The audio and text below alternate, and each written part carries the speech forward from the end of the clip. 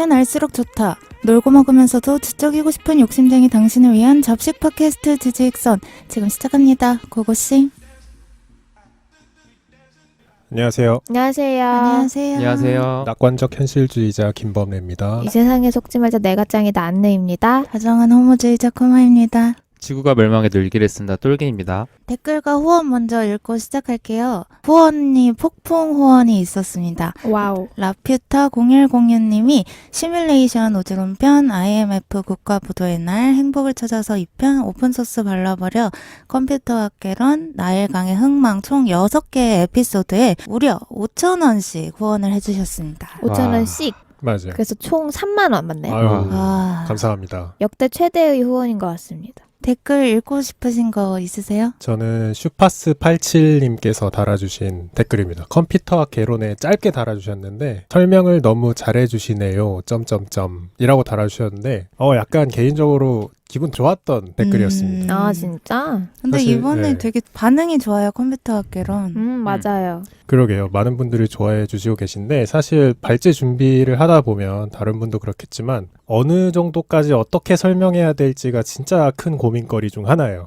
너무 딥하게 들어가서 이해가 안 되면 사실 안 하는 이만 못한 것 같고 그렇다고 대충 설명하고 지나가자니 얻어갈 게 없는 것 같고 그래서 그 정도를 잡는 게 항상 어려운데 이런 댓글 보면 참 힘이 나네요. 저는 처음 뵙는 분인 것 같은데요. 데라 신선님이 저의 맞춤법을 지적해 주신 게 있는데 이제 저희와 우리에 관련된 거였는데요. 사실 제가 몇 안 되게 숙지하고 있는 우리나라 말 문법 중 하나인데 이게 제가 옛날 많이 실수를 했더라고요. 짚어주셔서 감사했습니다.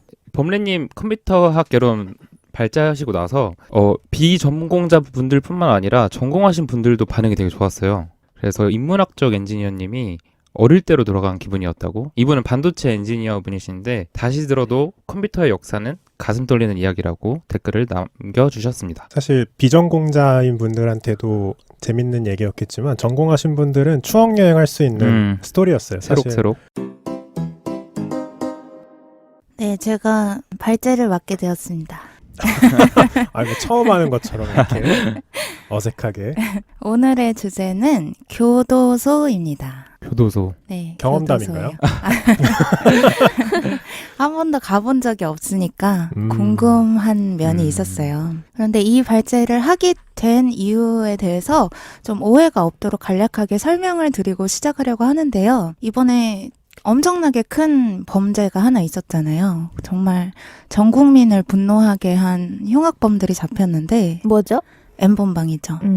그런데 제가 사실 오늘 이 범죄에 대해서 얘기할 건 절대 아니고 이 사건으로 인해서 저의 궁금증이 시작된 거예요. 그러니까 많은 흉악범들이 이렇게 잡히고 나면 세상이 떠들썩하잖아요. 뉴스에서도 계속 보도가 되고 사람들끼리도 그 사건에 대해서 계속 얘기를 하고 그 사람들이 판결을 받고 이제 세상을 떠들썩하게 한 후에 시간이 지나면 잠잠해져요. 그래서 이 사람들이 이제 교도소에 들어가고 난 후의 삶이 어떤지, 그리고 교도소에는 무엇이 그들을 기다리고 있는지 우리가 전혀 모르기도 하고, 그래서 뭐 가벼운 범죄든 무거운 범죄든 이렇게 죄를 저지른 사람들을 사회는 어떻게 관리하고 있을까, 범죄 이후의 삶은 어떤 모습일까, 이런 게 궁금해서 이 발제를 하게 되었어요. 저는 교도소가 사회의 가장 낮은 곳이라고 생각을 하거든요. 그래서 가장 하대받는 사람, 그러니까 배척되는 사람들인 것 같아요. 그런데 이렇게 사회의 가장 낮은 곳이 어떤 모습을 하고 있는가를 보는 것은 굉장히 중요한 문제라고 생각을 해요. 그래서 그 사회가 어떤 사회인지 대략적으로 알려줄 수 있다고 보거든요. 이게 뭔가 좋다, 나쁘다의 차원에서 벗어나서 뭐 관용적인 사회인가? 아니면 굉장히 엄격한 사회인가? 뭐 교도소의 사람들이 사회로 복귀하고 싶어하는 수치가 높을수록 교도소가 굉장히 끔찍하거나 아니면 사회가 굉장히 좋은 곳이라거나 이런 등의 추측이 가능한 것 같아요.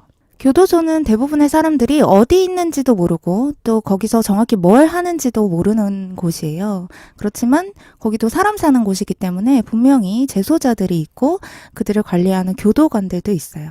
그러면 이들이 있는 사회는 과연 어떤 곳인지 지금 바로 시작해 볼게요. 자, 교도소라 뭘 하는 곳인가? 교도소는 징역, 금고, 구류 등 자유형의 선고를 받은 자에게 벌을 주고 교정을 하는 장소입니다. 여기서 자유형이라는 건 죄인의 신체적 자유를 박탈하는 거예요. 그래서 너 죄 지었어? 이렇게 하면 그럼 갇혀 있어. 이렇게 하는 건데 자유형 중에 가장 대표적인 것이 징역입니다. 그래서 감금과 동시에 강제 노역을 하게 되는 형벌이에요. 그래서 무기징역, 유기징역 이렇게 들어보셨죠? 무기와 유기로 나눠져 있고 보통 강도, 강간, 절도, 사기 등의 죄는 징역살이를 하게 됩니다. 제가 지금 강제 노역이라고 말을 했는데요. 교도소에서도 물건을 만들고 기술을 배워서 일을 하게 됩니다. 이걸 작업이라고 불러요. 교도소의 작업. 이러한 작업은 교화의 목적도 있지만 강제 노역의 목적도 있습니다. 그러면 재소자들이 작업을 해서 물건을 만들어서 팔아요. 그거를 알려주는 홈페이지가 있거든요. 그런데 거기에 무슨 물건이 있었을까요?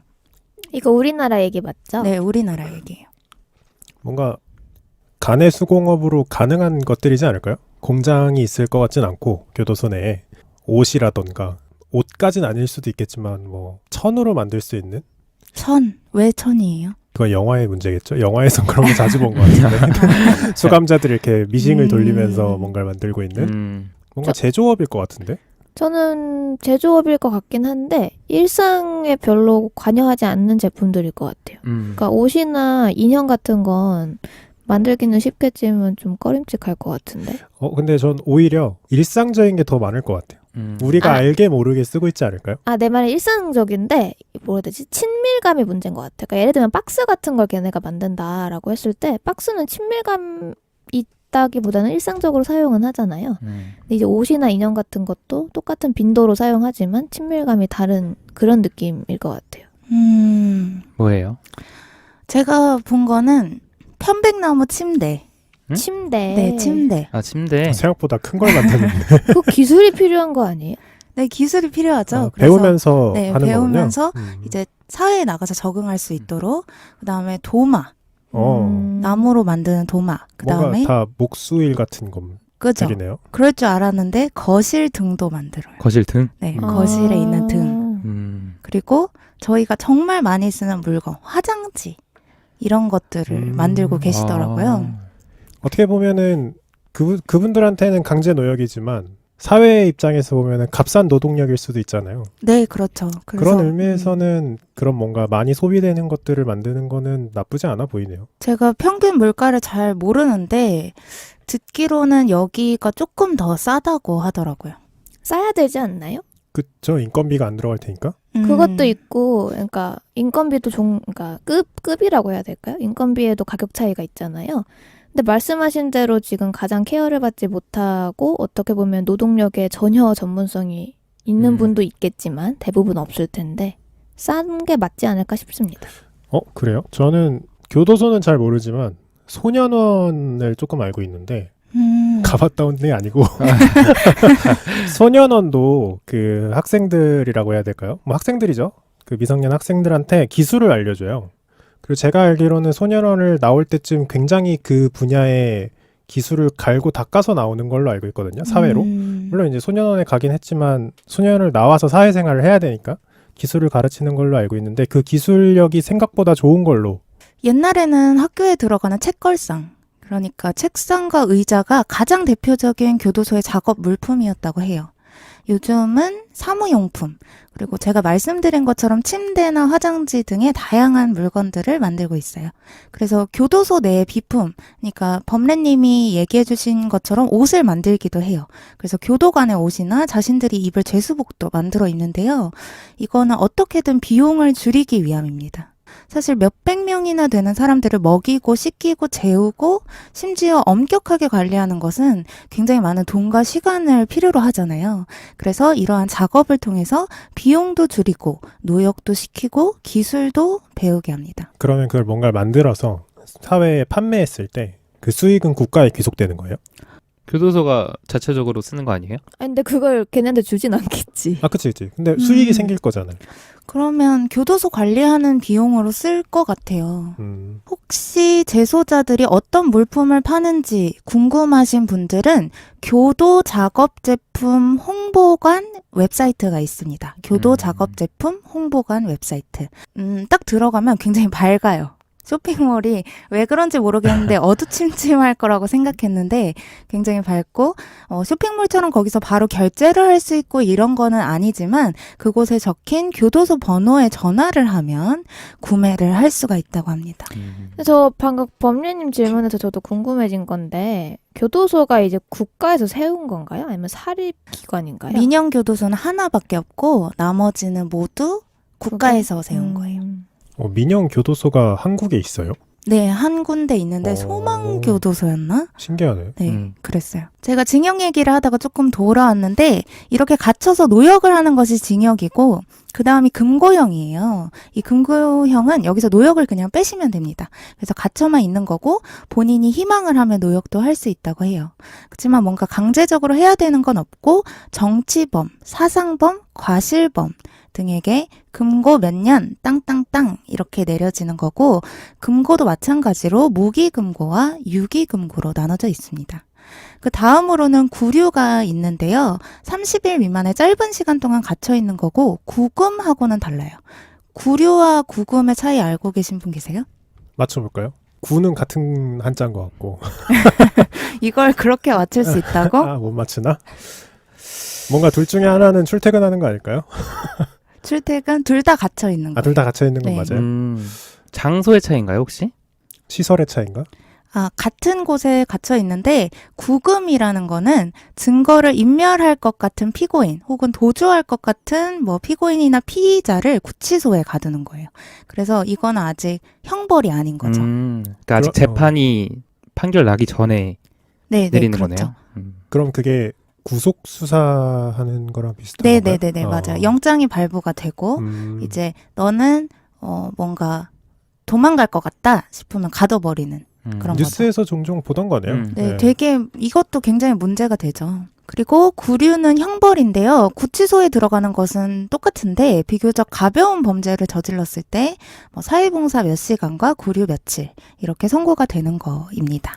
그 궁금한 게 있는데 그 구류나 구금은 교도소가 아니고 그 좀 규모가 있는 경찰서에 있는 철창에 갇히는 걸 포함하는 거예요? 그렇게 경찰서 철창에 들어갈 수도 있고 구치소가 경찰서에 있는 건가요? 보통 대부분 따로 있지 않나? 아니요. 저도 면회를 한번 가본 적이 있는데 경찰서에 있는 거를 가봤었던 것 같아요. 그런데 이게 구치소랑 교도소는 사실 맥이 약간 다르지만 교도소의 일종이에요.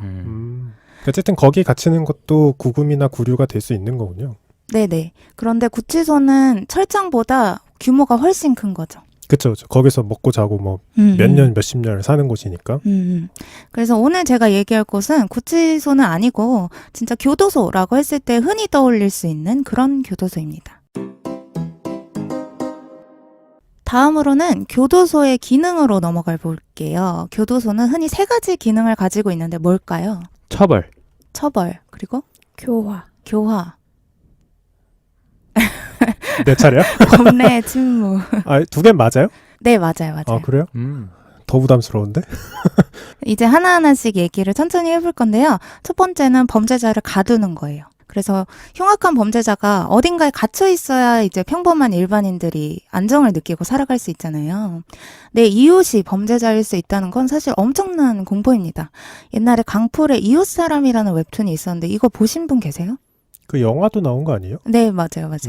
그래서 이 웹툰에 많은 사람들이 빠지고 또 공감한다는 것은 위협이 가까이 있을 때 우리가 가지는 보편적인 불안이 있다는 걸 의미하는 것 같아요. 그래서 흉악범이 출소를 하면 어디에 사는지 공개가 되죠. 흉악범이 아닌 경우는 5년이 지나면 범죄 기록을 볼 수 없다고 합니다. 그래서 교도소에서 나간 이후에 좋은 글씨처럼 평생 딱지를 붙이고 살아가지 않도록 하기 위함이기도 하고 범죄자의 가족들을 보호하기 위해서 그렇다고 합니다.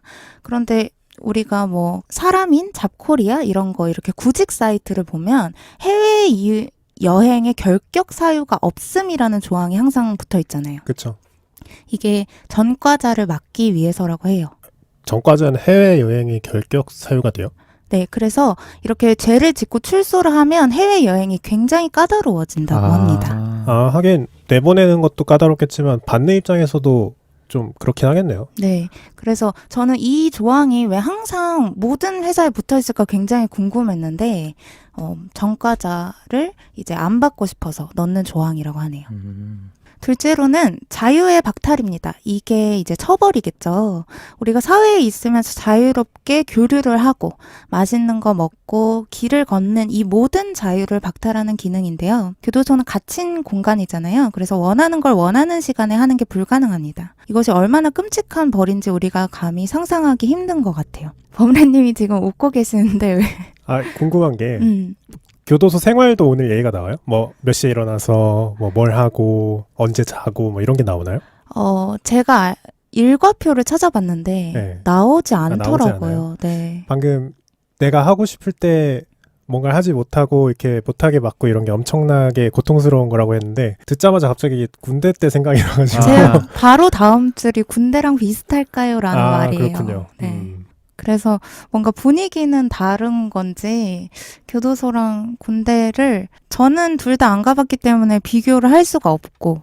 갔다 오셨어요? 똘기님? 둘 다? 뭐 둘 다요? 군대는 갔다 왔죠. 저도 군대 갔다 왔는데 네. 교도소는 안 가봐가지고 그래서 이렇게 제 주변에 이 두 곳을 다 가본 분도 없고 그래서 정말 그려보기 쉽지 않은 곳이구나 이런 생각이 들었습니다.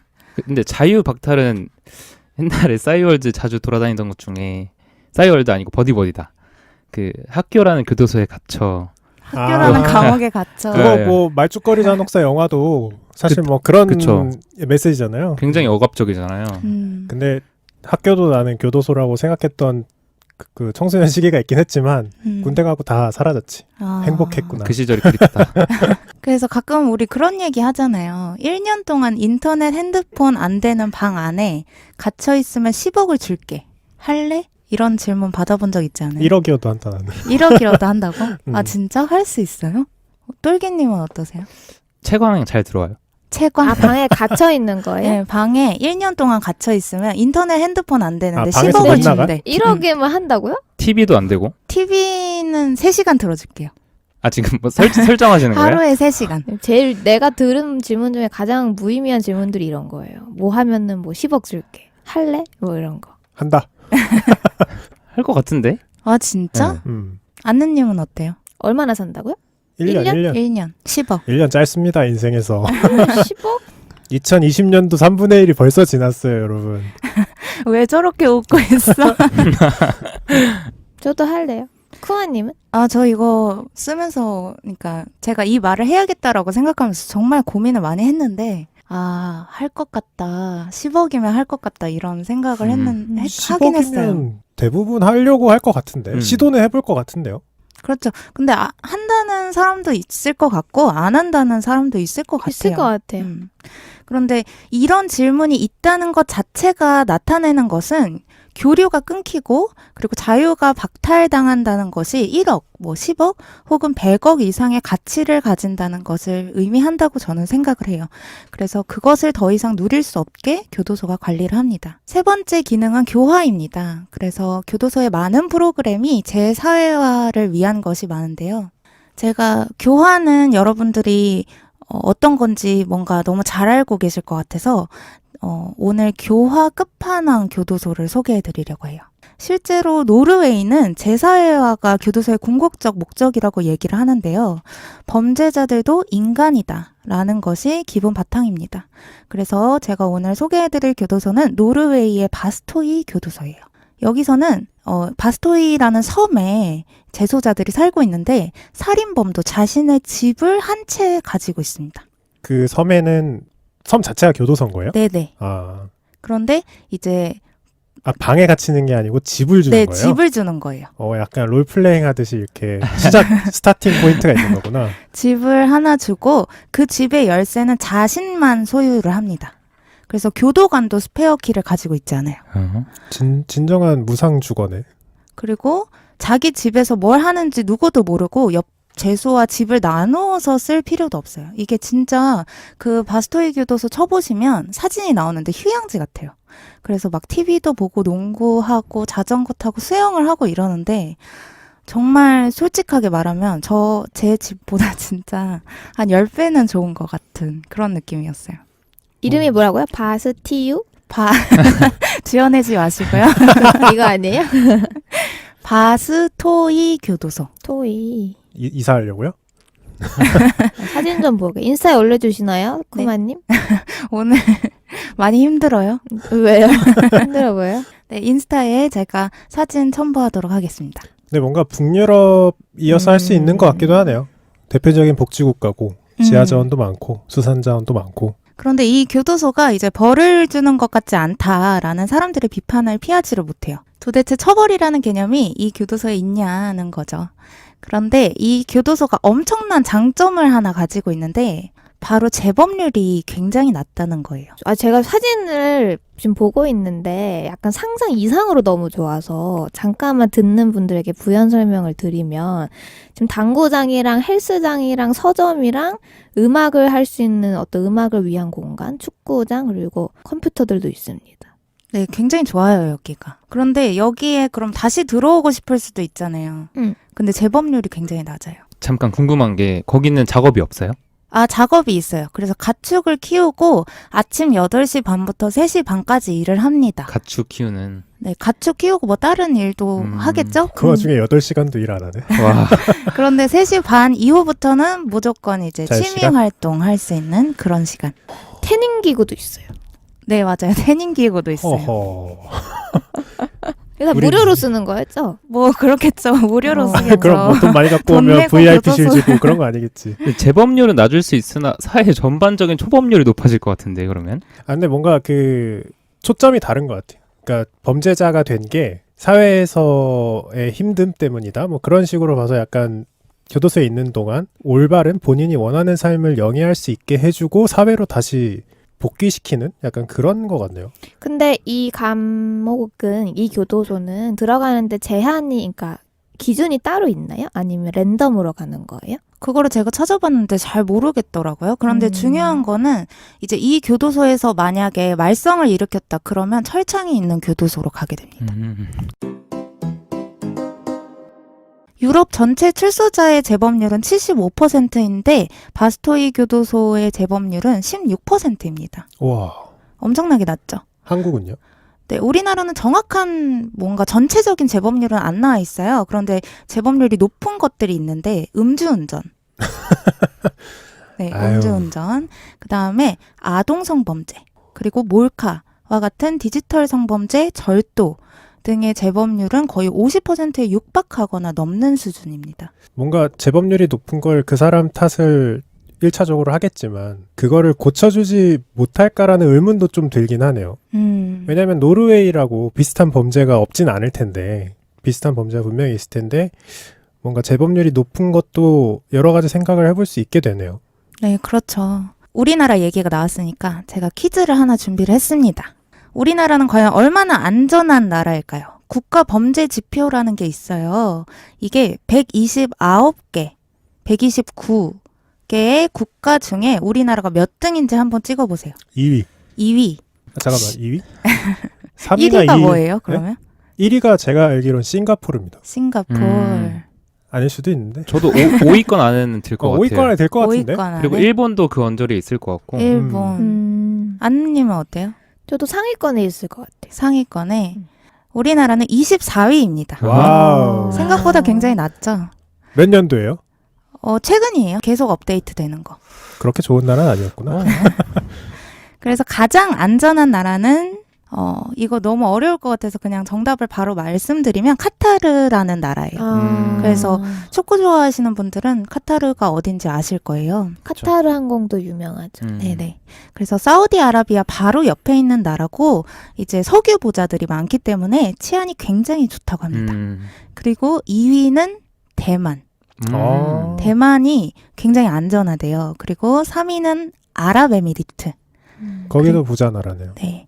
그리고 4위가 조지아라는 나라였고요. 5위는 일본이었습니다. 의외네. 싱가포르는 상위권에 있는 것 같은데. 아, 그래요? 네. 그리고 가장 범죄율이 높은 나라는 어디였을까요? 미국 같아요, 왠지. 미국, 소말리아 아니에요? 소말리아. 무정부 상태잖아. 네, 가장 높은 나라는 베네수엘라. 아, 베네수엘라. 최근이니까 또. 네, 베네수엘라. 그 다음에 파푸아 뉴기니, 남아프리카, 아프가니스탄, 온두라스였습니다. 다 경제 위기를 겪었던 나라들이 많이 보이네요. 네. 그래서 통계를 잠깐 보면 우리나라에서는 2018년 인구 10만 명당 약 2,000건의 범죄가 일어났습니다. 이거를 우리나라 인구를 약 5천만 명으로 가정을 했을 때 한 해 100만 건 정도의 범죄가 일어나는 거예요. 이 중에 비율적으로는 절도가 17%, 폭행이 16%, 성폭행이 3% 정도이고요. 살인은 1%가 안 되는데, 그리고 요즘 늘어나는 범죄, 우리나라에서 늘어나고 있는 범죄는 디지털 범죄가 많은 것 같아요. 그래서 뭐 카톡을 통한 사기라던가 아니면 N번방 같은 디지털 성범죄, 그리고 그것 말고는 노년 범죄가 많아지고 있다고 합니다. 그러니까 노년을 대상으로 하는 범죄요? 아니요, 노년이 저지르는 범죄. 약간 노년 절도라든지 그런 거 말씀하시는 거죠? 네, 그렇죠. 다시 노르웨이의 교도소로 돌아와서 제가 이 교도소에 대해 알게 된 거는 화씨 911로 유명한 마이클 모어 감독의 다큐멘터리 다음 침공은 어디?에서였어요. 나 그 다큐멘터리 봤는데? 아, 진짜요? 그 프랑스도 나오잖아요. 급식 뭐 이런 걸로. 그죠? 아, 네네, 맞아요. 왜 이거 기억이 안 나지? 이거를 제가 처음 봤을 때 충격이 엄청 생생합니다. 우리가 국가에 대해서 가지는 모든 고정관념을 완벽하게 부숴버리는 다큐고요. 시간이 나시는 분들은 한번 찾아보셔도 좋을 것 같아요. 이 노르웨이에서도 바스토이 교도소가 좀 특별한데 여기서의 학습 효과가 아주 좋기 때문에 살인자도 절도범도 사회에 나가서 안정적으로 적응을 하고 또 안정된 심리 상태를 유지를 하면서 범죄를 향한 욕구가 좀 없어지거나 그를 조절할 수 있는 상태가 된다고 합니다. 이 바스토이 교도소장인 닐센이라는 분이 있는데 이분이 인터뷰를 했어요. 여기서 인간도 짐승 대우를 받다 보면 정말 짐승처럼 행동하고 살게 된다.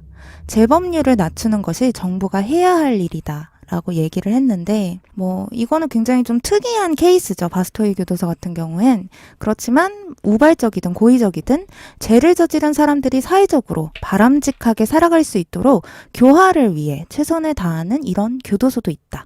라고 소개를 드립니다. 그렇지만 이 교도소에 대해서 생각해 볼 점은 굉장히 많아요. 노르웨이가 엄청난 복지 국가라는 점도 있고, 그러니까 이게 사회 자체가 워낙 훌륭하기 때문에 갇혀 있는 것만으로도 범죄자들이 난 진짜 엄청난 벌을 받고 있다라고 생각한다는 거예요. 그러니까 나가는 게 사실 더 좋으니까. 피해자의 심정을 생각해 보면 범죄자가 이렇게 사는 게 되냐, 말이 되냐, 이런 말도 굉장히 많은데 이 다큐멘터리에서 보면 이걸 어떻게 받아들여야 할지는 모르겠지만 피해자의 인터뷰가 나와요. 그래서 살해당한 피해자의 가족의 인터뷰인데 내 아들이 살해당했다고 해서 내가 범죄자를 괴롭히거나 죽일 권리는 없다. 나는 똑같은 사람이 되기 싫다는 식의 인터뷰인데 이게 저한테는 어떻게 느껴졌냐면 피해자가 굉장히 용서를 하는 마음을 가졌구나 이렇게 본다기보다는 그런 것도 있었지만 뭔가 국가 차원에서 피해자에게 심리치료 같은 것을 포함한 전폭적인 지원이나 지지를 보내주면 이런 마음의 여유가 생기는 게 아닐까? 이런 생각도 들고 굉장히 마음이 복잡해지는 다큐멘터리였습니다.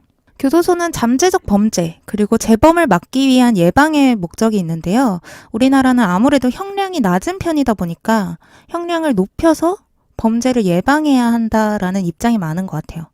저도 이에 동의를 하는데 가끔 판결을 보다 보면 정말 답답하고 속이 쓰릴 때가 있잖아요. 제가 제일 기억나는 건 조두순이었고 맞아요. 그런 경우가 있죠. 그런데 또 미국처럼 형량이 굉장히 높은 나라들이 있는데 이 미국도 범죄율이 엄청나요.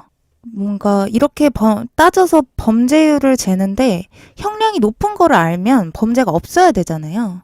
그런데 범죄가 줄지를 않아요, 미국이. 그건 아닌 것 같기도 한 게 예전에 이슬람 공포증을 제가 발제를 했을 때 세계 3대 법체계라고 해서 샤리아법, 영미법, 국제 대륙법인가? 이렇게 세 개를 얘기했는데 그중에 샤리아법이 이슬람 쪽에서 집행하는 법 체계인데 굉장히 잔혹하기로 유명해요. 나머지 두 개에 비해서 훨씬 잔혹한데 뭐였죠? 뭐 소매치기를 하면 손목을 잘랐나? 뭐 그 정도예요. 성범죄 하면 막 돌팔매로 죽여버리고 막 이런 건데 그래도 범죄는 끊이지 않는다는 게 사실 되게 아이러니한 거죠. 진짜 아이러니하죠. 네, 손목을 잘릴 걸 알면서 이렇게 돌에 맞아 죽을 걸 알면서도 범죄를 저지르는 거니까. 그래서 강하게 한다고 해서 많이 줄어들지 않는 거는 맞는 것 같아요. 샤리아법 예를 보면. 네, 형량이 좀 높아질 필요가 있다고 저는 생각을 하는데 그렇다고 마냥 높기만 하다고 해서 범죄가 없어지진 않는구나 그런 생각이 들었습니다. 저는 개인적으로 드는 생각인데 어쨌든 그러면 뭐 상대적으로 그렇게 형량을 길게 때리지 않는 나라들도 있는 거고 미국처럼 길게 때리는 나라도 있는 거고 샤리아법을 따르는 진짜 막 극단적인 인권이라고는 찾아볼 수 없는 형량을 때리는 나라도 있는데 지금 다 높잖아요, 범죄율이. 그럼 이쯤에서 합리적으로 생각을 해본다면 이걸로 범죄율을 조절할 수 있다고 생각하면 안 되지 않을까라는 생각이 들어요. 그렇죠. 이성적으로 따져보면은 상관관계가 없다고 봐야죠. 그냥 인간들은 범죄를 어차피 계속 저지르는 거다라고 볼 수도 있지 않을까 싶네요. 그 노르웨이 바스토이 교도소 얘기를 했잖아요. 교도소가 굉장히 좋은데 노르웨이가 범죄율이 굉장히 낮아요. 그래서 거기서는 지금 교도소가 텅텅 비어서 이 관리자들 있잖아요. 직장을 잃고 막 이런대요.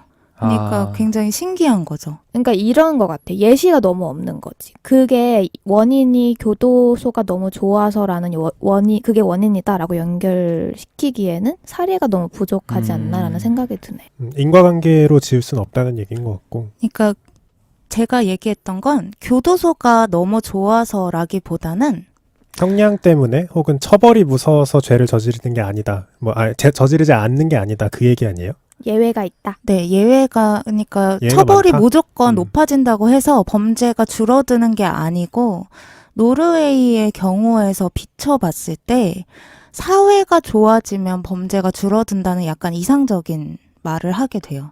그래서 범죄자를 굉장히 잔혹하게 처벌하는 것보다 사회의 질을 높이는 게 우선이겠다 이런 생각이 많이 들더라고요. 그 예시로 쿠마님이 생각하시는 게 복지인 거예요? 전 그렇게 구체적으로 생각을 해보진 않았는데 사회 분위기인 것 같아요. 잔혹한 범죄자나 뭐 연쇄살인범이나 아니면은 끔찍한 범죄를 저지른 사람에 대한 약간 다큐멘터리들이 종종 나오잖아요. 아니면 뭐 뉴스 특집이 나오기도 하고 그런 분들 보면 대부분 어렸을 때나 뭐 어렸을 때라는 게 아이일 때도 있고 아니면 청소년일 때도 있고 뭔가 트라우마가 생기거나 정신적인 데미지를 입거나 뭔가 사회적으로 문제가 생긴 분들이 많더라고요. 그래서 건강한 사회가 있으면 그만큼 범죄가 줄어들 거라는 믿음을 전 가지고 있긴 해요. 그리고 아까 봤지만 뭐 베네수엘라나 온두라스가 범죄율이 높다고 나왔는데 경제적으로 어려운 국가들 국가로 울타리를 지으면 국가겠지만 국민들 중에 대다수가 경제적인 어려움을 겪고 있다면 전 개인적으로 범죄율은 절대 줄어들 거라고 생각하지 않아요. 그렇죠. 물론 뭐 그렇다고 해서 전 국민한테 용돈을 주자 이런 얘기는 아니지만 본인이 삶을 영위할 수 있고 그 삶에 만족할 만한 수준으로 온다면 범죄는 줄지 않을까라는 믿음을 가지고 있긴 합니다. 제가 생각하기에는 그러니까 그렇게 따지면은 사실 미국인들은 범죄율이 좀 낮아야 되는 게 잘 살잖아요, 나라가. GDP도 되게 높고. 미국도 빈곤율이 엄청 높지 않나요? 네. 그러니까 제가 하고 빈부격차는? 싶은 말이 그거예요. 돈을 잘 번다고 된다는 게 아닌 거지. GDP가 높고 사람들이 전체적인 부가 상승되어 있는 국가이더라도 범죄율은 그거와는 또 별개인 요소들이 있지 않을까요? 그러니까 미국의 예는 전반적인 부가 상승이 안 되어 있다는 게 문제인 것 같아요. 평균이 높지만 평균? 밑에가 너무 많다. 밑에가 너무 많다. 밑에가 거의 대부분인 것 같은데 미국은 중산층이 많죠. 그것도 좀 옛날 얘기인 것 같고 최근에는 그 좀 붕괴되면서 생계형 범죄가 많다는 그런 기사만 봐도 저도 본 것 같아요. 트럼프가 사실 당선된 가장 큰 이유 중에 하나라고도 들었던 것 같아요. 부의 뭐라 그러죠? 양극화가 너무 심한 그런 거. 근데 뭐 여러분들도 아시겠지만 일명 후진국에서 선진국으로 넘어가는 시그널 중 하나가 빈부격차가 심해진다는 거예요. 그러니까 이런 식으로 봤을 때 뭔가 단순히 돈이 문제가 아니라 제가 느끼기엔 법률님도 복지 얘기를 하시는 것 같거든요.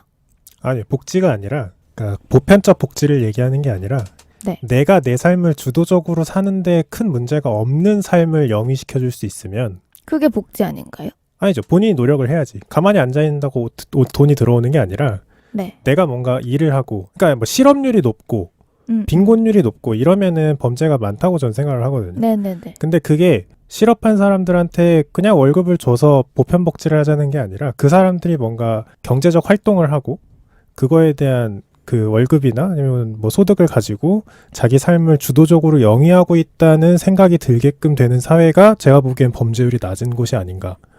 생각해보면 노르웨이가 그런 국가긴 하거든요. 노르웨이가 정말 그러니까 노르웨이뿐만 아니라 북유럽 나라들이 대표적인 복지로 먹고 사는 나라잖아요. 그러니까 땅을 잘 잡아가지고. 그런데 이렇게 뭐 범죄율이 낮다라는 게 사실은 여러 가지 요소가 있을 수 있거든요. 그러니까 지금처럼 뭔가 사회가 안정되고 그래서 정말로 실제적인 범죄가 없어서 범죄율이 낮을 수도 있는데 누가 봐도 범죄인데 범죄 판결이 안 날 수도 있어요. 그러니까 일본 같은 경우에는 그 성폭행? 강간이었나요? 그게 굉장히 낮아요. 그러니까 형량이? 아니요. 강간율이. 네, 강간율이 굉장히 낮은데 그 재판을 그러니까 판결 받는 그 네네. 퍼센테이지가 낮다는 거죠. 네. 그런데 이제 뭐 피해자가 이거를 강간으로 생각하느냐 안 하느냐 이런 것도 사회적 분위기에 의해서 많이 좌우가 되고 그리고 뭐 판사의 어떤 그런 것도 있을 수 있고 이래서 실제적인 범죄율과 범죄로 판결받는 그 비율이 달라서 범죄율이 낮을 수도 있고 또 노르웨이 같은 경우는 전자발찌를 이제 대폭 도입을 해서 감시를 강화하니까 범죄율이 뭐 낮아진 경우도 있고 또 얘기한 것처럼 사회가 평안하고 좋아서 그럴 수도 있고 형량이 높아서 감히 범죄를 시도할 생각도 못할 수도 있고 진짜 여러 가지입니다. 제가 교도소의 목적을 얘기하다가 여기까지 왔는데 사실 이번 발제에 대해서 그냥 이 얘기로 끝까지 가볼까 하다가 도저히 결론이 안 날 것 같아서 좀 포기를 하고 팩트 전달 위주로 가보자 이렇게 해서 방향을 틀은 건데 혹시 이런 주제에 관심이 있으시면 적극적으로 댓글을 달아주셨으면 좋겠어요. 청취자분들의 의견이 굉장히 궁금했습니다. 자, 그러면 이제 범죄를 선고받게 되었어요. 범죄를 선고받았다고 생각을 해볼게요. 제가 거의 핥아보는 수준으로 입만 살짝 대는 느낌으로 교도소 생활을 그려보려고 하는데요. 실형을 선고받는다고 하죠. 예를 들면 징역 5년을 선고를 받았어요. 그래서 무려 5년이나 교도소에 수감이 되어야 하는데 이 선고를 받고 나면 등급 분류 심사를 받게 됩니다. 등급? 네, 등급이 분류가 돼요. 그래서 매월 10일에 너는 1급이다, 4급이다 이런 식으로 심사를 받게 됩니다. 그게 뭐야? 무슨 등급이야? 제가 궁금했던 거 아니에요? 네네, 맞아요. 이거를 제가 발제 할 때 교도소에 대한 질문을 달라고 부탁을 드렸는데 똘기님이 해주신 질문이었어요. 이게 죄의 무게를 달 수가 있다면 1급은 가벼운 죄, 그리고 숫자가 높아질수록 흉악범입니다. 그래서 면회나 전화 사용 횟수가 달라서 1급은 면회도 전화도 많이 되지만 뭐 3급은 한 달에 면회 3번. 이게 10분이에요, 면회가. 그러니까 30분. 그리고 전화도 한 달에 1번. 그리고 4급은 진짜 엄청난 흉악범이거나 혹은 이전 교도소에서 계속 문제를 일으켰을 때 받는 등급입니다. 면회나 전화의 그 사용 기회 차이 말고도 뭐 방해 사용이라든가 이런 거에서도 차이가 있나요? 제가 듣기로는 조금 2급이 3급보다 좋대요. 그러니까 낮을수록 네, 낮을수록 약간 좀 더 시설이 좋다라는 얘기가 있었고요. 이렇게 등급을 부여받으면 푸른색 수의를 입게 됩니다. 연하늘색이죠, 약간. 네, 푸른색 단색 수의를 입게 되고 매일매일 운동, 노동을 하고 재질과 정신 상태에 맞춰서 교정 프로그램이 짜여져 있어요. 거기에는 이제 종교행사, 특별활동, 직업교육 등을 받을 수 있고 죄질이 가볍고 문제를 일으키지 않는 재소자는 적극적으로 교도소에 참여를 한대요. 그런데 죄질이 굉장히 무거우면 독방에 수용되는 경우가 많다고 해요. 그래서 노동을 하러 제대로 나갈 수 없는 경우가 많다고 하는데 이제 범죄자라고 해서 모두 다 작업을 이렇게 할 수 있는 건 아니래요. 그러니까 우리나라 교도소는 교도소 인구 과밀화예요. 그래서 100명이 들어갈 수 있는 방에 121명이 들어가 있는 정도라고 하거든요. 그러면 작업을 하는 것도 다 못 들어가잖아요. 그래서 굉장히 운이 좋고 열심히 해야 작업에 투입이 될 수 있다고 합니다. 독방은 뭔가 미디어에서 많이 봤던 것 같아요. 그 뭔가 흉악 범죄? 그러니까 다른 사람과 같은 방을 쓸 수 없을 정도일 때 독방으로 이동하고 막 그런 걸 영화에서 본 것 같은데. 네, 그렇죠. 그래서 독방은 말 그대로 혼자 있는 방인데요. 연쇄살인범이나 극악범죄, 기타 유명 인사들은 원래는 혼거실이라고 해서 5명에서 6명 정도가 있는 방에 들어가거든요. 그런데 처음부터 이 방에 넣을 수가 없대요. 그래서 독방에 들어갈 확률이 높습니다. 과거에는 0.5평짜리 방이었기 때문에 너무 좁아서 잘 때도 쭈그려 앉아서 자야 했는데 현재는 다소 넓어졌다고 하네요. 그래서 두 다리를 쭉 펴고 누울 수 있을 정도고 또 독방도 2가지가 있어요. 징벌 독방이랑 징벌 독방이 아닌 방이 있어요. 그래서 징벌 독방이라는 건 교도소에서 사고를 친 경우인데 여긴 TV도 없고 사람을 전혀 만날 수 없기 때문에 대부분 여기 들어갔다 나오면 다 폐쇄공포증에 걸려서 나온대요. 아, 그럼 제가 이것도 질문을 드렸었던 것 같은데 폐쇄공포증에 걸린다는 거는 햇빛도 근데 이게 교도소마다 시설이 다 달라서 뭔가 딱 이렇다라고 말씀드리기는 좀 어려운 것 같더라고요. 햇빛은 그 위에 쇠창살 이렇게 있지 않아요? 조그맣게. 그러니까 그게 있는지 없는지 그게 있으면 제가 이걸 자꾸 집착하냐면 저는 채광을 진짜 중요하게 여겨서 아무리 교도소에서 자유를 박탈당한 채 살고 있다고 하더라도 햇빛이 들어온다면 나가고 싶다는 희망 때문에 더 이렇게 모범수가 될 확률도 높아질 것 같고 교화의 목적에서는 햇빛이 저는 개인적으로 중요하다고 생각해서 질문을 드렸었거든요. 근데 교도소마다 시설이 좀 다를 수 있다고 하시니까 기다리지 않겠습니다. 뭐야 갑자기. 포기하겠습니다. 약간 이런 건가? 근데 개인적으로도 생각을 해봤는데 아까 그 노르웨이 얘기가 나와서 계속 그쪽으로 생각이 쏠리는 것 같은데 그렇게 징벌방이라고 얘기할 정도의 방에 흉악범? 그러니까 흉악범 중에서도 문제를 일으킨 사람들이잖아요. 노르웨이에 빗대어 생각해보면 더 이상해질 것 같은데 사람이? 그죠? 네. 네, 이상해지네요. 거기에 안 있으려고 모범수가 되는 게 아니라 폐쇄공포증까지 걸릴 정도라고 하니 오히려 더 정신적으로 문제가 생기지 않을까? 그래서 우리가 막 흔히 생각했을 때 일부러 교도소에 갈 것 같다라고 생각을 하잖아요. 근데 한번 갔다 나오면 진짜 몸서리를 친대요. 그거 기사에서 봤는데 전 대통령 분 중에 교도소에 가신 분이 있어요. 아직 살아계신 분 중에. 그분이 교도소에서 나오면서 다시는 가고 싶지 않다라고 인터뷰를 하셨는데 이제 댓글에 본인은 그렇게 많은 사람을 교도소에 보내놓고 본인은 몇 주 있었다 나왔으면서 그렇게 너무 다시는 가고 싫다고 얘기를 했다고 갑자기 그게 생각나네요. 아, 제가 안 그래도 드리고 싶었던 질문이었는데 아까 독방 얘기하셨잖아요. 그리고 거기에 수감되는 대상자 중에 유명인 이런 얘기를 하셨는데 실제로 이제 정치적으로 지위를 갖고 있는 사람들은 거기 들어갔을 때 왠지 특별실이 있을 것 같다는 생각이 좀 들었어요. 그러니까 몰래 그러니까 언론에 공개되지 그치, 않는. 공개 안 되니까 어차피 모르니까 아무도. 저도 비슷한 생각을 하는데 왜냐하면 교도소 관리하시는 분들도 당연하지. 그 공무원 아니에요? 그분들?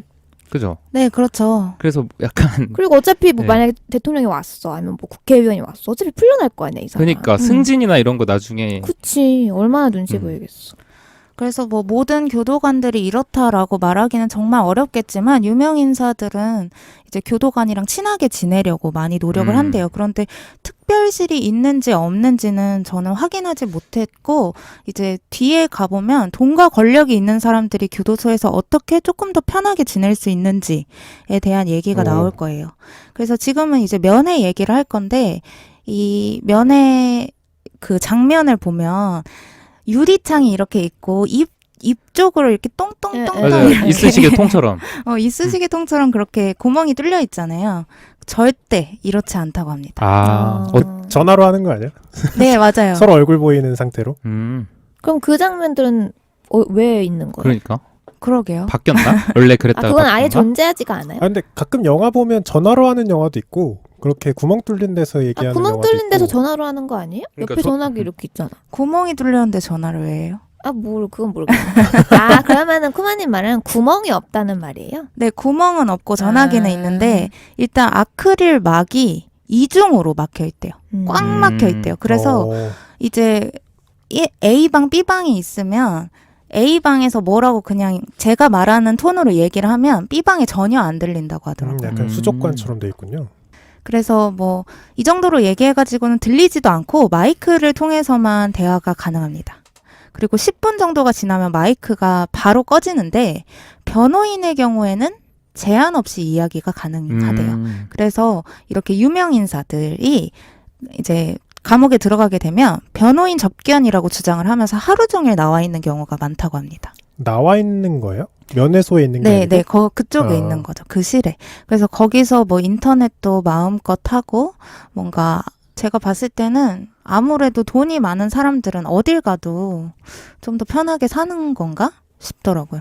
근데 뭐 같은 방에 새로운 범죄자가 들어왔는데 돈이 많아. 친해지면은 좋지 않을까라고 생각하고 알아서 모시는 것도 있을 것 같은데. 네, 그런 것도 네. 있고 또 사동이라고 하죠. 재소자들이 살고 있는 그 동에 가면 굉장히 좁은 방 안에 6명이 사는데 그 안에 화장실이 있으면 그 화장실에 얼마나 가깝게 자느냐가 권력의 순위라고 하더라고요. 그러니까 화장실에서 냄새가 나니까 제일 이제 멀리 떨어져서 자는 사람이 뭔가 돈이 많거나 권력이 있는 사람이고 쪼렙이라고 해야 되나? 그러니까 아무런 돈도 권력도 없는 사람들이 뭐 나이도 어리고 그러면 화장실 근처에서 잔다고 해요.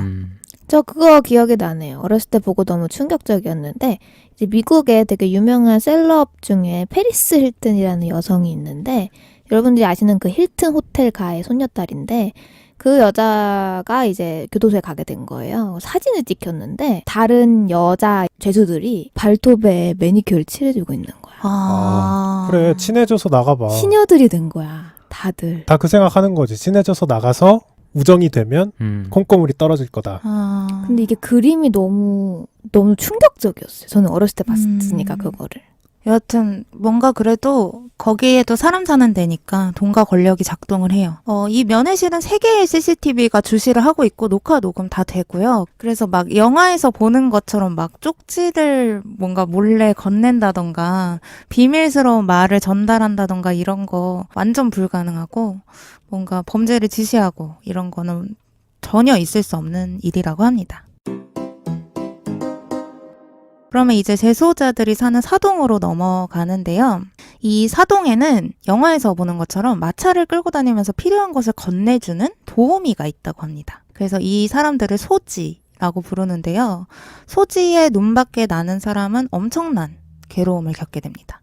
그래서 예를 들면 손톱 깎기가 좀 필요한데 소지랑 사이가 안 좋아서 그냥 무시를 하잖아요. 그러면 울버린이 되든지 말든지 이제 신경 쓰지 않는 거죠. 근데 그 소지라는 분도 범죄자예요? 그러니까 재소자예요?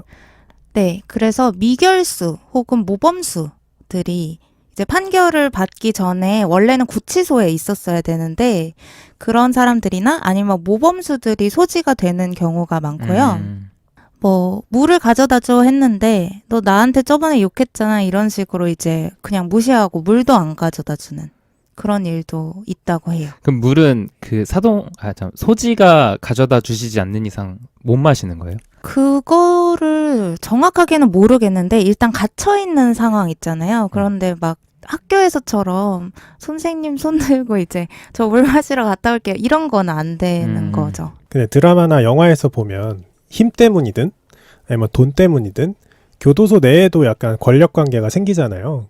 근데 소지라는 게 뭐 정보의 비대칭성도 가지고 있을 거고 또 물품으로 인한 권력 체계가 생기는 건데 왜 그거를 범죄자가 하게끔 두는 건지 좀 궁금하네요. 사실 교도소 내에서 권력 관계가 생기는 거는 개인적으로 좀 타당하지 않다고 보는데 다 같이 처벌을 받기 위해 들어온 사람들인데 누군가는 권력을 가지고 있게 되는 거니까. 근데 왜 그런 거를 범죄자들이 맡아서 할까요? 답변을 가지고 계신 거예요? 노동력이 너무 많이 필요해서 그런 것 같아요.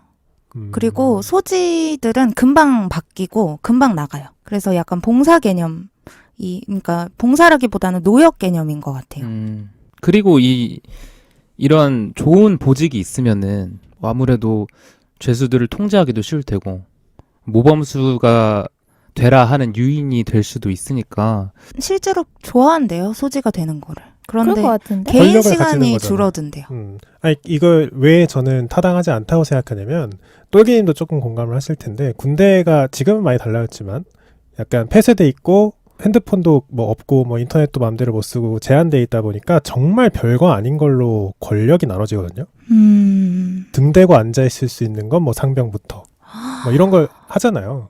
그래서 그렇게 뭔가 폐쇄되고 자기들만의 세상에 갇혀버리면, 정말 별의 별걸 가지고 권력을 나눠서 아까 뭐 쪼렙이라고도 했지만 군대에선 뭐 짬찐이 뭐냐 하면서 난리를 치는데 교도소도 그런 게 저는 많이 있을 거라고 생각을 하거든요. 어딘가에 또 교도 간의 감시를 피할 수 있는 사각지대가 있을 거고. 차원이 다를 것 같은데 군대랑. 그러니까 군대도 그 정도인데 20대 초반 애들도 모아놓으면 거기서 권력을 찢어 가져가지고 괴롭히고 막 자살 사건도 나고 이러는데 교도소는 왜 그런 거를 미연에 방지하려고 하지 않을까 좀 궁금하네요. 근데 저는 방지할 수 있다고 생각하면 안 된다고 보는 게 우선 그거를 방지해야 하는 이유를 잘 우선은 모르겠고 그리고 이제 그들 사이에서 그런 게 없고 다들 그냥 똑같이 살게 한다면은 근데 아까도 그 독방에 가둔 징벌 독방도 그 이유라고 생각하는 게 징벌 독방이라는 존재가 없다면 이 사람들 그냥 맨날 싸움질 하면은 그만이거든요.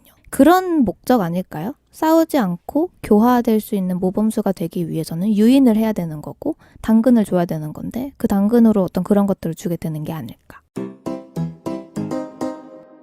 이제 다음으로는 교도소의 구조에 대해서 얘기를 할 거예요. 교도소는 건물 구조가 굉장히 특이한데요. 어디로 이렇게 딱 들어갔는데 나올 때 나가는 출구 못 찾는 그런 데 있잖아요. 그런 구조라고 합니다. 그래서 탈옥도 쉽지 않고요. 교도관들 경우에 이제 처음 온 신입들은 지도를 막 외우고 다니면서 이 구조를 파악해야 될 정도로 굉장히 복잡한 구조입니다. 일단 3개의 울타리로 휘감아져 있고요. 1차는 철조망, 2차는 일반 울타리, 3차는 엄청 두꺼운 담벼락이 있대요. 이 안으로 들어가면 동작 감지 센서가 딸려있는 울타리가 있고 그 안에 또 담벼락이 있고 그 다음에 이제 재소자들이 있는 곳이 나오는 거예요.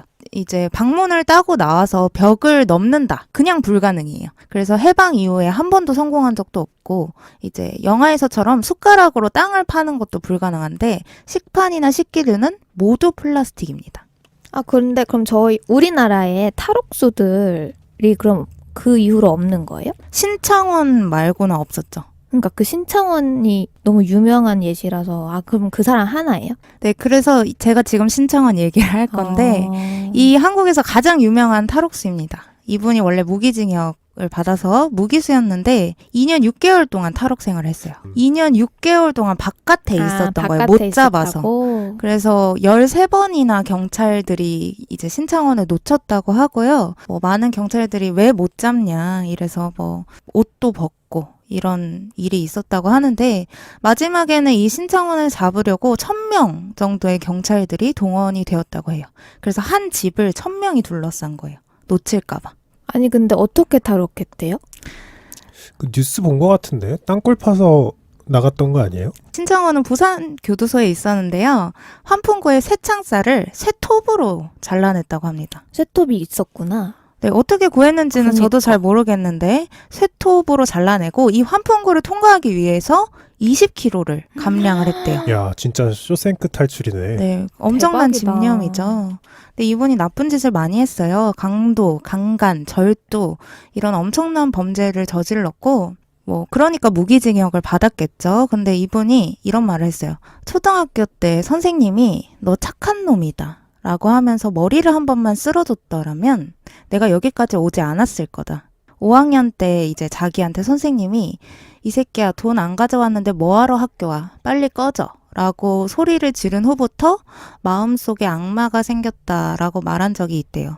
이제 신창원의 이런 말이 저한테는 그 일본 만화 중에 몬스터라는 작품이 있어요. 알아요.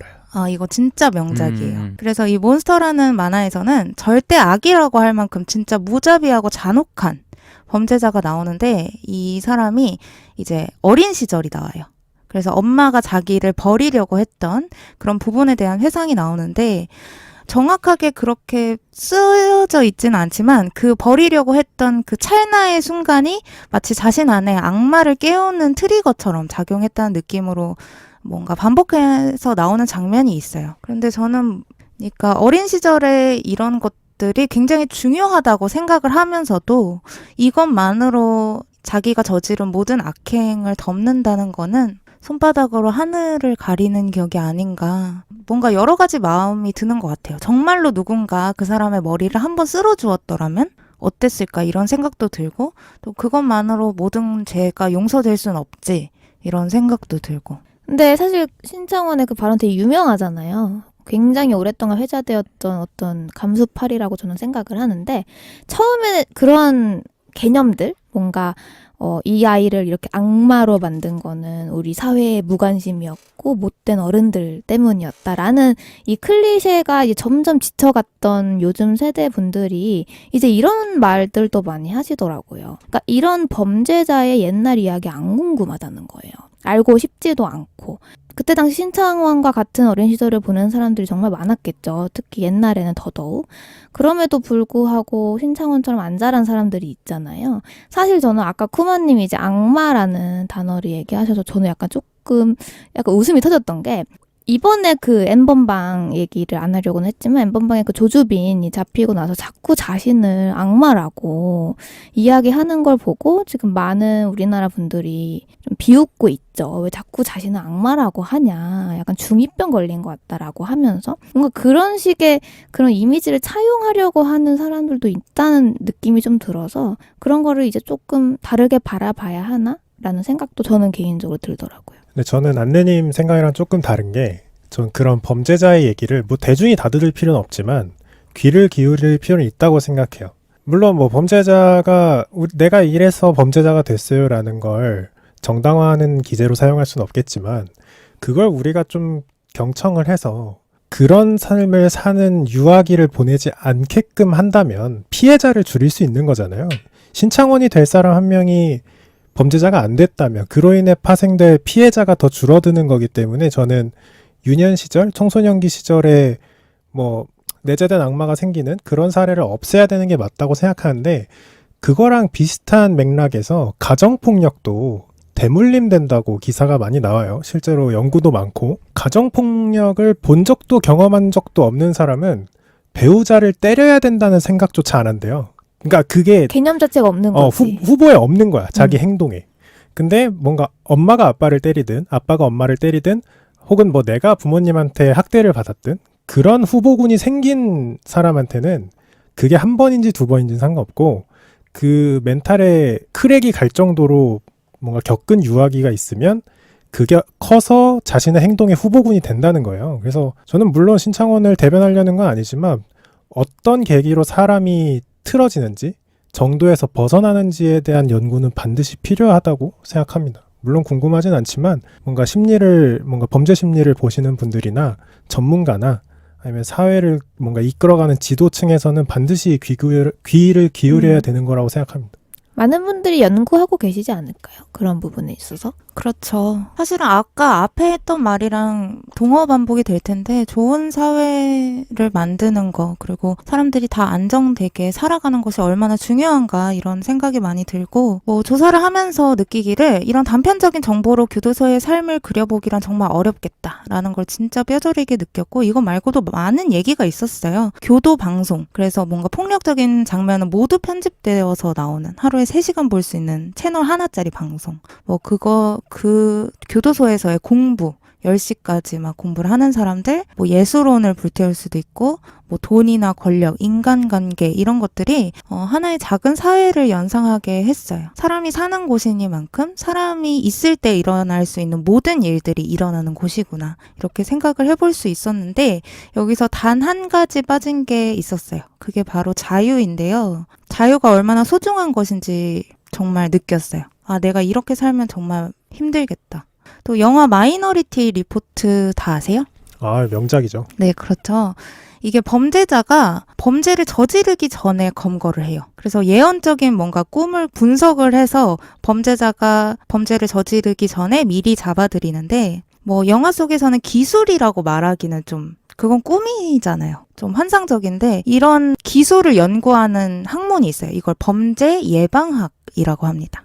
과학자들은 범죄 유전자 같은 것을 찾고 싶어하고 아동 심리학자들은 불우한 환경의 아이들을 거의 예비 범죄자인 것처럼 취급하기도 하고 의학계에서는 당신은 25세에 정신분열증을 일으킬 확률이 64%입니다. 이런 비슷한 말을 하고 싶어하는 그런 예측 시스템을 내놓고 싶어한대요. 그렇게 해서 세상에 많은 불행이 감소한다면 억압적이고 강압적일 수도 있겠지만 좋은 사회가 될까 싶기도 해요. 그런데 이러한 시스템이 굉장히 우울한 이유는 우리는 그 시스템 앞에서는 모두 잠재적 범죄자이자 환자이기 때문입니다. 물론 미리 치료를 해주겠다, 혹은 감옥에 가지 않도록 도와주겠다 이렇게 하겠지만 내가 25세에 뭐 정신분열증 64%입니다. 이 말을 듣고 난 이후부터 나의 삶이 달라지잖아요. 그래서 항상 낙인 찍히고 감시받는 삶을 살게 될지도 몰라요. 이게 나비 효과처럼 예측과 예방이라는 게 이미 정해진 미래를 바꾸는 거예요. 그래서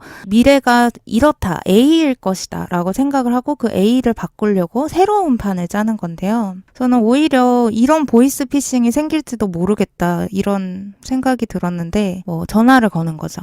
여기 범죄 예방국인데 당신이 몇 살에 살인을 저지를 거라는 걸 알게 되었다. 그런데 내가 거기에 높은 사람인데 조용히 해줄 테니까 2억만 내라. 이런 식으로 이제 보이스피싱이 생길 수도 있겠다. 이런 느낌도 있었어요. 그래서 무엇이 더 좋은 미래일지는 정말 어려운 문제입니다. 저는 이 모든 것들이 인간이 자유로울 때 일어나는 일들이라는 것이 너무 안타까웠어요. 그러니까 우리가 이토록 자유롭게 교류하고 사랑하고 만나고 하는 이 모든 과정 속에서 자유롭게, 그러니까 자유라는 말을 쓰기도 좀 그렇죠. 다른 사람의 것을 훔치고 빼앗고 파괴하는 사람들이 있다는 것이 굉장히 마음이 아팠어요. 인간이 자유를 포기하고 세상의 악을 없애기보다는 악이 있는 걸 감수를 하고 자유를 사랑하는 것을 택했구나 이런 생각을 많이 했습니다. 그리고 우리에게는 자유가 언제나 악보다 크다라는 생각이 들었어요. 일단 주제 자체가 좀 어렵고 좀 쉽게 얘기하면 안 될 것 같고 말을 좀 아끼려고 하다 보니까 벌써 마지막에 왔는데 제가 얼마 전에 본 영화가 델마 루이스라는 1994년 영화가 있어요. 거기서 보면 주인공이 강간을 당하려고 하는 순간에 정당방어로 그 가해자를 살해하게 되는데 그것 때문에 계속 경찰로부터 도망을 다니거든요. 그래서 혹시 오늘 방송을 혹시 들으시면서 교도소는 교도소고 거기 들어간 사람들은 다 범죄자 아니야? 죄값 치러야지라고 생각하시는 분들 중에 우리가 교도소에서 그나마 인권을 좀 주장하시는 분들 이야기의 논리가 우리나라뿐만 아니라 모든 사법 시스템은 인간이 하는 거니까, 인간이 하는 일엔 실수가 있는 거니까 교도소에서 인권을 챙기자는 주장의 논리에 그러한 실수로 무고한 사람이 억울한 피해를 당할 수도 있으니까 그거에 마지노선을 좀 깔아놓자 라고 받아들여 주셔도 되고, 그런 생각으로 교도소 내 범죄자의 이야기에 관심을 가져주셔도 되고, 하여튼 그런 생각으로 오늘 이야기를 들으면 좋을 것 같다는 생각을 하네요. 근데 저도 비슷한 생각을 하는 것 중에 하나가 우리가 초범에 대한 재판이랑 또 미성년에 대한 재판이 또 다르잖아요, 성인과. 그게 이제 요즘은 또 N번방 유사 사건에서 운영자가 또 12세 미성년이라는 기사가 있던데 미성년 법 보호받는 것 좀 없애야 되는 거 아니냐 그런 여론도 많고. 근데 그걸 못 없애는 이유도 그런 거래요.